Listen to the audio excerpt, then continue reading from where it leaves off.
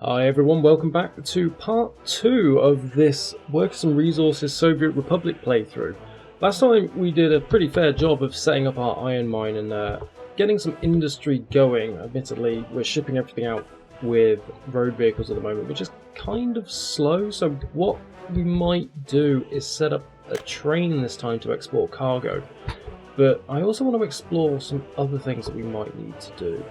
So we need to get this farm up and running, for example. This is still growing. I think it's going to be growing for a long time. We also need to set up a connection with the Soviet border because we're not earning rubles at the moment, we're just earning dollars. And that's a problem because we pay for a lot of our stuff in rubles. So let's see where we can actually get to with that. What's our next step? What do we need to do? Population statistics. We have 1,300 people, of which 1,000 are workers, and we have 100 unemployed workers. So that should be all good. No workers, no resources, no workers and trucks. You need truck cells.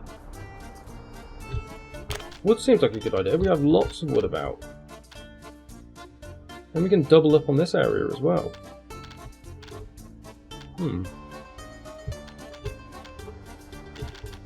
Yeah, let's do that.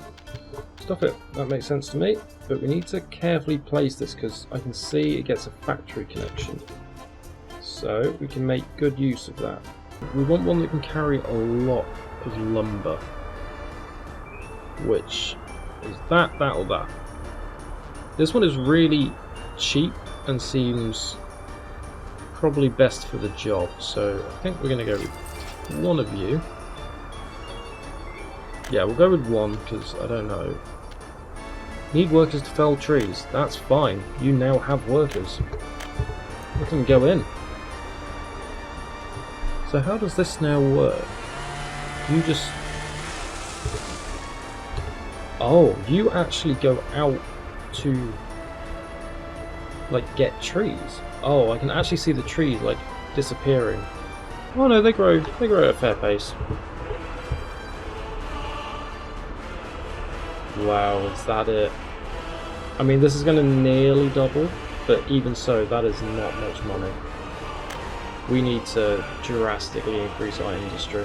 Those balsamics get exported, so that's the next thing we need to worry about. Which I think in this case, that's really not that far. Let's stick with roads to export. You will go to here, you will fully load, and then you will go to here and fully unload. There we go. And we're actually going to copy your schedule to you, and between you, start and start. And that should do us for now, because how much have we got exported? Yeah, that's fine. It's not outputting enough for it to be a concern, so this is good. We've got to get that connection with the Soviet border. Did I say it was this way? Yes. You only take road connections, so you're out. You take road and rail, so that's probably where we're going to have to go. Poof! The fact that works is insane. So this is probably the trickiest and most concerning bit. Is we've just got to make this little bridge here. So if we want to do a bridge, let's do just like that. And we want to make this as short as possible actually. So like that. Because I really don't want to have to deal with all the hassle of bridges. Come on, we can do it. There we go. This really is costing us a fortune, but we need those rubles. It's so specific how it likes you to build. Ah, right, I should probably carefully tweak that. Nice. God knows how much that has cost us. Oh man, look at those rubles drained. We should have done that whole thing in dollars. Again, I've made a silly mistake by not doing it in dollars. Oh, that was a lot of money. We want one that's kind of fast, and these are all about the same, so we don't need to worry about speed, but we need to worry about power. That's absurdly power. That's absurdly expensive with power, actually. That's like a lot more powerful for barely any more. That's also really good. Some of these just, they don't make sense to buy. This is by far like one of the better ones. So we get that, and then we're exporting iron. So we need a hopper car, and we're going to get a few of these, I think. And this should be a way for us to earn a really good amount of money. I love trains. They are like my favourite thing. There's just something about them that is so satisfying. It just says, this works. I didn't know they could do that. He just tried to overtake. That's pretty cute. What are you doing? You are not fully loaded, surely. Oh my god, you are. Why are you confused? Why can't you get where you want to go? View area where there can be an issue. Wow. How did I manage that? How's this happened in multiple places that the track's just not done what I told it to do? And hopefully that this time will be all you need. Look at it go. The rise of industry. And that's carrying $9,000 or 7,600 rubles worth, which is pretty good. All said and done, that's like what we need right now.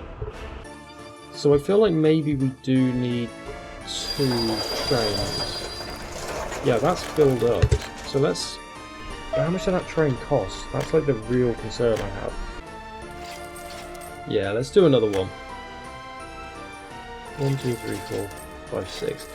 There is a slight trick to what we're doing here that I need to be very careful of, because I don't know how the game will handle it, which is we need to set up some signals, because signals will allow us to control the flow of trains. And in some games, if you don't have signals, they'll just quite happily plough ahead and crash into each other. And I really can't afford for that to happen. So what we need to do is build some side rails a bit like this.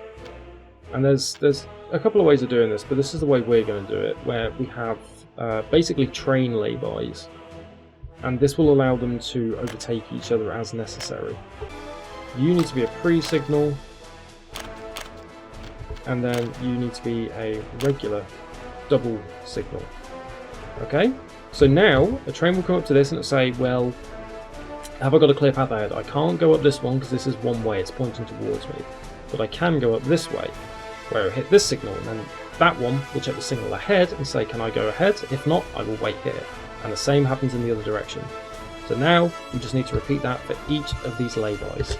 Here we go, here we go. Okay, so we've got 2 trains coming head to head, and here is our bracket. So he's taken that path because that is his one-way path, and he should now come to a stop. That was incredibly fast, stopping for a train. The other train will come through, and he is going to take the other path.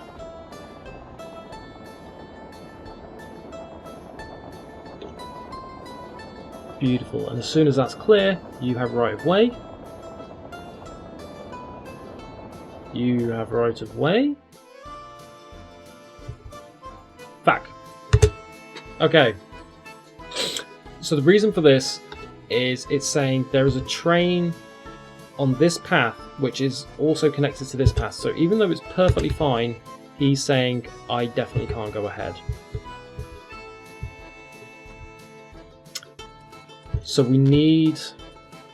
Oh, that's really annoying actually. How do you do that? Do we just have to have semaphores and just kind of hope that they don't cross wires? Because that's really dumb. This is like a genuine problem, because that means a train can stop here, or it can also stop here. And that one is particularly bad. And the only way, because you'll get a train that will be stuck trying to come out. You can potentially gridlock this. That's what I'm getting at. The only way to fix that is have another signal in the middle, which again, it doesn't stop it getting gridlocked, it just gives you more capacity. Or you need to have a pre-signal going in and a semaphore here coming out with a pre-signal here. So they'll wait here to go this way and they'll wait here to go this way. We're starting to make good money, he says. Yeah, I don't know, like that's not bad. We're exporting quite a lot to the Soviet bloc of iron, of course, and some boards to the west. What are we buying? Alcohol, food, clothes, electronics, and meat. Oh, that's where our money's going. As soon as the next month clocks in, we'll start being able to say, are we actually making money or not? Because we don't have that much left, but now we have income, and hopefully it's enough. Like, these numbers do not count because we have spent a ludicrous amount of money on vehicles and buildings. So I'm keen to see what happens when we hit April. I think we can call it quits again for this episode. So again, thank you for watching. I hope you're enjoying this. I am really getting into this game now, especially now that we're actually making money, even though I can clearly see our money's still just continuously going down. Oh no, there we go. We got some dosh coming in. Yeah, I think next time we're going to try figuring out how we can better use our workers, because currently they are not being fully utilised. And maybe we'll be able to get the food farm up and actually productive. It looks like it's producing food, yeah, so we've made progress. So let's see what we can utilise that for next time. But for now, thanks for watching. We'll see you at the next episode.